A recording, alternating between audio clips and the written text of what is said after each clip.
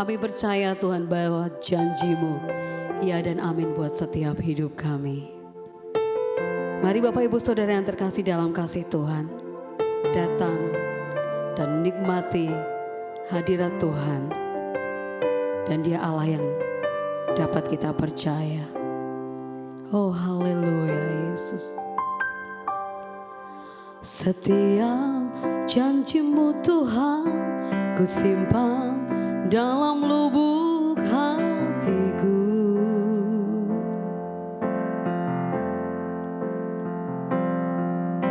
Lewati setiap masalah, tiap tetes air mata dalam hidupku.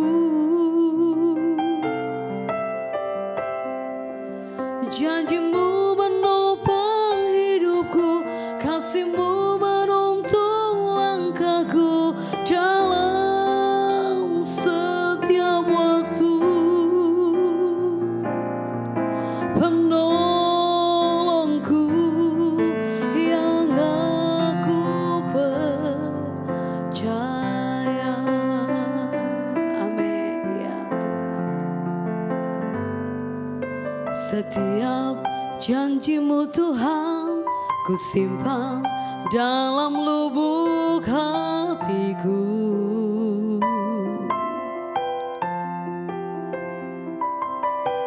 Lewati setiap masalah, setiap tetes air mata dalam hidupku. Janji-Mu menopang hidupmu, kasih-Mu menuntun langkahku dalam setiap waktu. Penolongku yang aku percaya.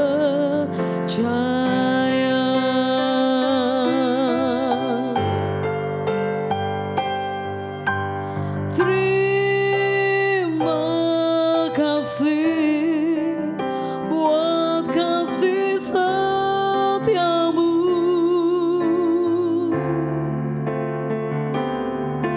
Penyertaan-Mu sempurna, janji-Mu tak pernah terlambat menolongku.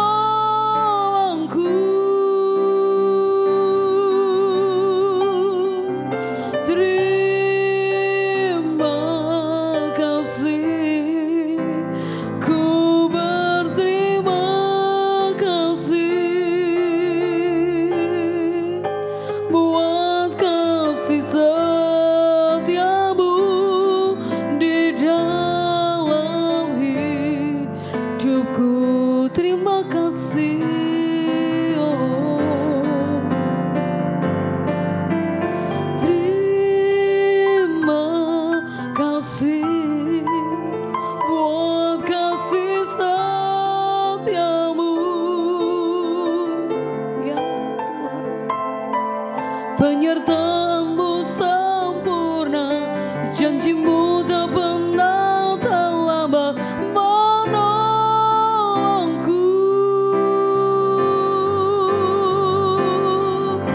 Terima kasih, ku berterima kasih buat kasih setiamu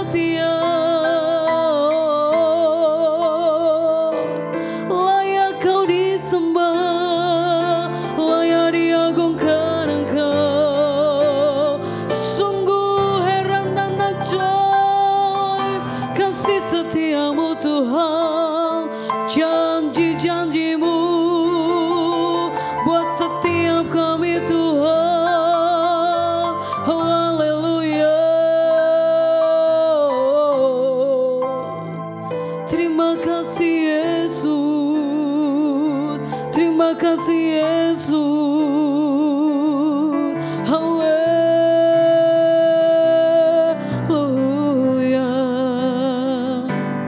Haleluya.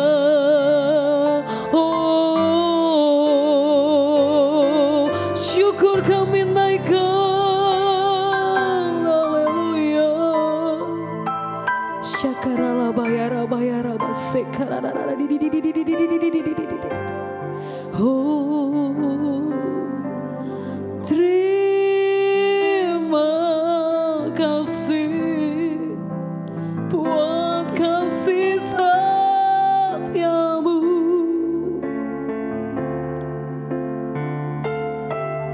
Penyertaanmu sempurna, janjimu tak benar, tak lambat menolongku.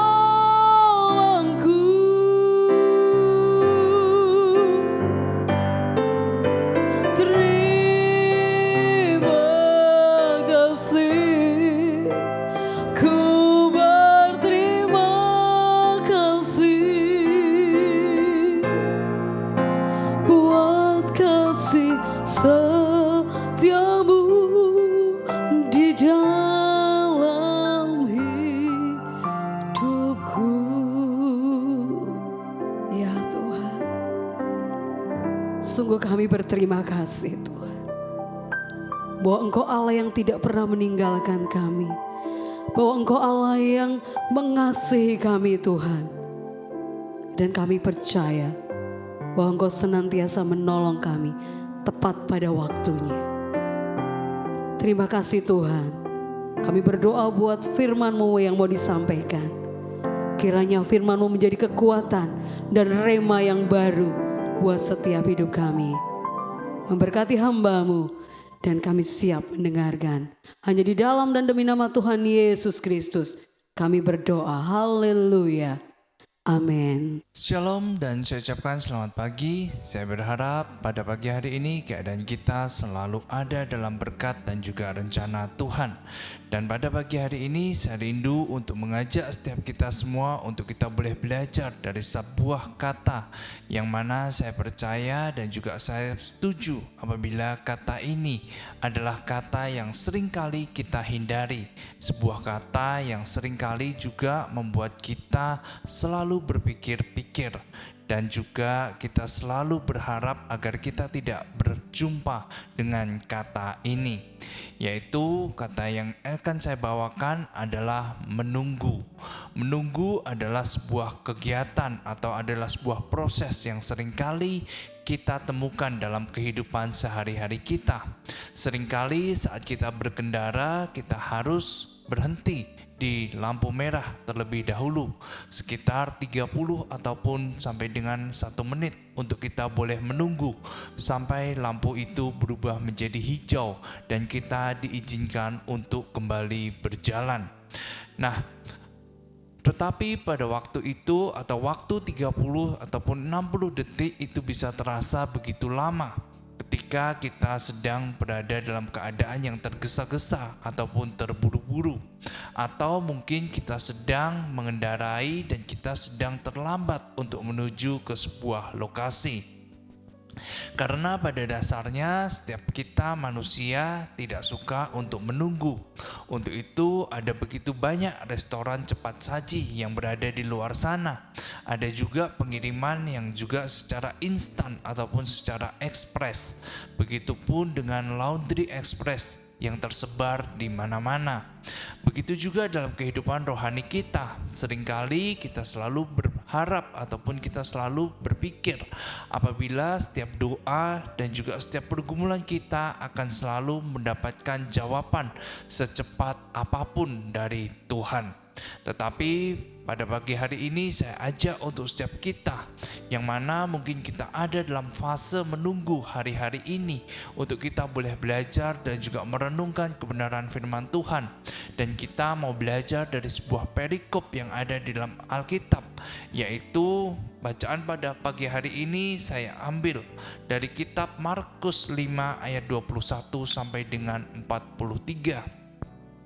Judulnya adalah Yesus membangkitkan anak Yairus dan menyembuhkan seorang perempuan yang sakit pendarahan. Nah, kita mulai baca dari ayat yang ke-22 dan juga 23.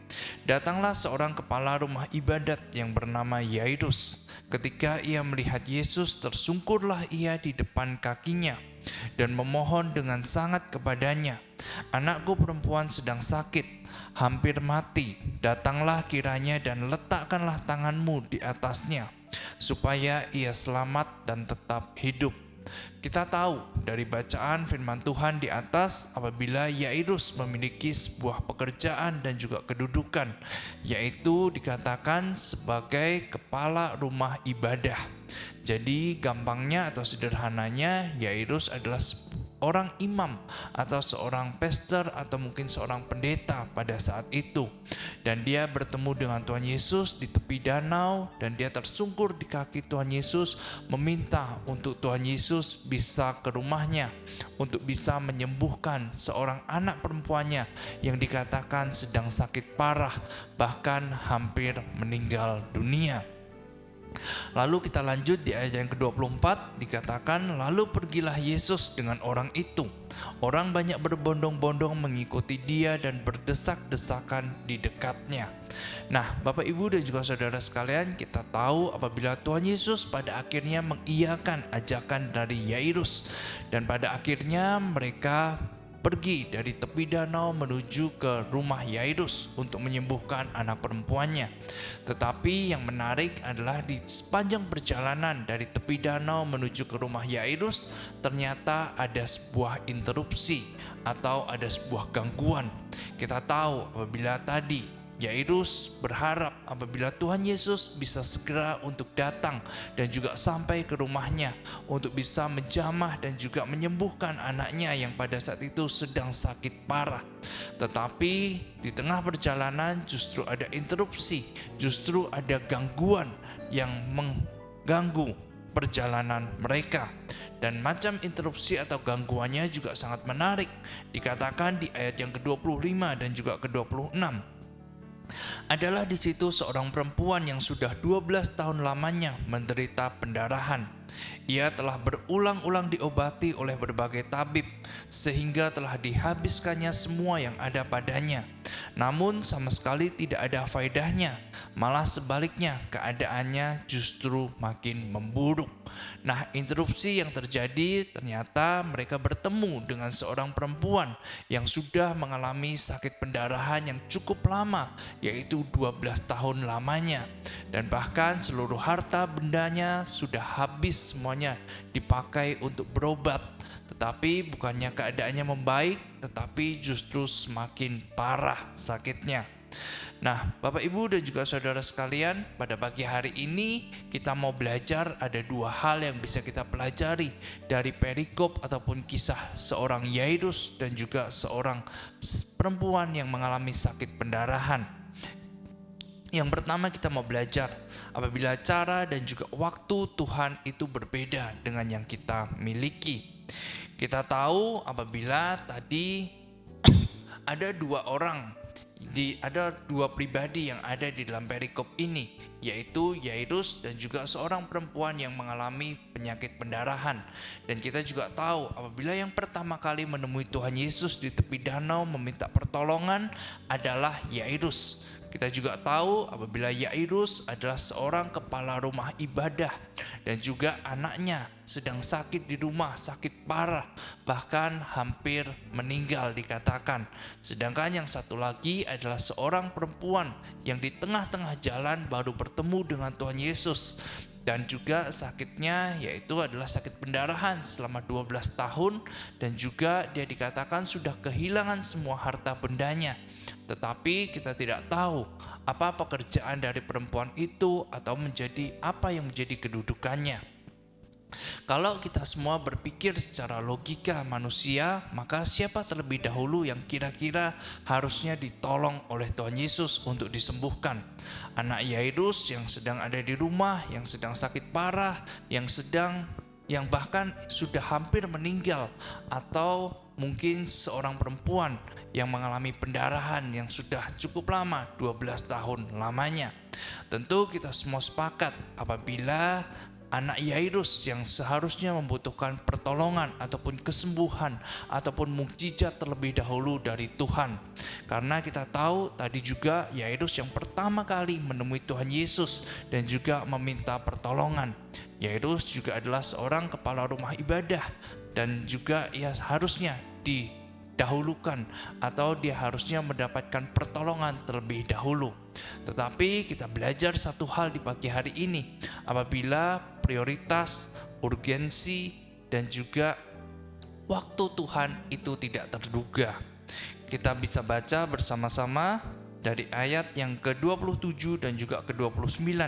Dikatakan, dia sudah mendengar berita-berita tentang Yesus, maka di tengah-tengah orang banyak itu ia mendekati Yesus dari belakang dan menjamah jubahnya. Sebab katanya, asalku jamah saja jubahnya, aku akan sembuh. Seketika itu juga berhentilah pendarahannya dan ia merasa bahwa badannya sudah sembuh dari penyakitnya. Amin. Dari sisi perempuan ini, dia mengalami sebuah mukjizat yang begitu dahsyat, yang begitu luar biasa terjadi atas hidupnya. Bahkan apa yang menjadi pergumulannya, apa yang menjadi doanya selama ini, seketika itu juga dijawab oleh Tuhan. Lalu bagaimana dengan Yairus yang tadinya dia sudah bertemu dengan Tuhan, yang tadinya dia juga sudah memohon kepada Tuhan untuk dia boleh menyembuhkan anaknya yang ada di rumah, tetapi justru di dalam tengah perjalanan dia harus mendapatkan interupsi dari Tuhan. Nah, kita tahu, dan di sini saya membuat sebuah statement, yaitu Tuhan tidak pernah tergesa-gesa, tetapi Tuhan selalu tepat waktu. Dan poin yang kedua yang kita mau belajar adalah dari sebuah harapan kecil menjadi sebuah keajaiban yang besar. Nah, kita kembali ke cerita Yairus tadi, yaitu setelah Tuhan Yesus menyembuhkan perempuan yang mengalami pendarahan, Tuhan Yesus dan juga Yairus melanjutkan perjalanan menuju ke kediaman Yairus. Tetapi di tengah perjalanan ada seorang yang berkata di ayat ke-35 dan juga ke-36. Dikatakan, anakmu sudah mati, apa perlunya lagi engkau menyusah-nyusahkan guru? Tetapi di ayat ke-36 Tuhan Yesus menjawab, tetapi Yesus tidak menghiraukan perkataan mereka dan berkata kepada kepala rumah ibadah, jangan takut, percaya saja. Nah, Bapak Ibu dan juga saudara sekalian, sekiranya ayat firman Tuhan pada pagi hari ini itu boleh menjadi rema dan juga itu boleh menjadi pegangan untuk kita semua. Jangan takut, percaya saja. Kita mau belajar untuk kita mau berserah kepada Tuhan, kita mau belajar untuk percaya kepada Tuhan, dan juga kita mau belajar untuk taat kepada Tuhan. Dan lihat apa yang didapatkan saat kita mau belajar untuk taat, saat kita mau belajar untuk percaya kepada Tuhan. Di ayat yang ke-39 sampai dengan ke-42 dikatakan, sesudah ia masuk, ia berkata kepada orang-orang itu, mengapa kamu ribut dan menangis? Anak ini tidak mati, tetapi sedang tidur. Tetapi mereka menertawakan dia, maka diusirnya semua orang itu. Lalu dibawanya ayah dan ibu anak itu dan mereka yang bersama-sama dengan dia masuk ke dalam kamar anak itu. Lalu dipegangnya tangan anak itu, katanya, talitakum, yang berarti, hai anak, aku berkata kepadamu, bangunlah. Seketika itu juga anak itu bangkit, berdiri dan berjalan. Sebab umurnya sudah 12 tahun. Semua orang yang hadir sangat takjub. Nah, Bapak Ibu dan juga saudara sekalian, di sepanjang perjalanan Yairus tidak pernah mengeluh tentang apa yang menjadi interupsi di dalam kehidupannya. Bahkan saat dia dikabarkan bahwa anaknya sudah meninggal, dia juga tidak marah dan juga dia tidak protes kepada Tuhan. Tetapi dia memilih untuk tetap menjadi seorang pribadi yang mau taat, menjadi seorang pribadi yang tetap mau beriman, dan juga menjadi seorang pribadi yang mau tetap percaya bahwa mukjizat Tuhan, waktu Tuhan, dan juga pertolongan Tuhan selalu ada di dalam kehidupannya. Untuk itu, sesuatu reward yang diberikan oleh Tuhan adalah anaknya yang bahkan tadi dikatakan sudah meninggal mengalami suatu mukjizat kesembuhan, yaitu anaknya boleh pulih, boleh disembuhkan, dan bahkan dibangkitkan oleh Tuhan kembali.